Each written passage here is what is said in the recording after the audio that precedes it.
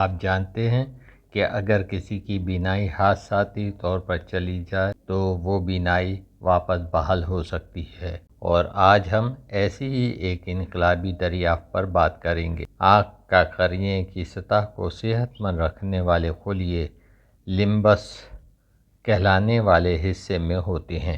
اگر لمبس تباہ ہو جائے تو آنکھ اوپیک ہو جاتی ہے، اور اس کے علاج کے لیے صحت مند آنکھ سے ایک چھوٹا سا لمبس ٹشو لیا جاتا ہے اور لیب میں اسے گرو کر کے ایک شیٹ تیار کی جاتی ہے، اور اس شیٹ کو متاثرہ آنکھ میں گرافٹ کر دیا جاتا ہے، جس سے چند ہفتوں میں مریض دوبارہ دیکھنے کے قابل ہو جاتا ہے۔ اس عمل کو لمبل اسٹیم سیل تھراپی کہا جاتا ہے۔ مریض کی نگاہ 70 سے 100% تک بحال ہو جاتی ہے۔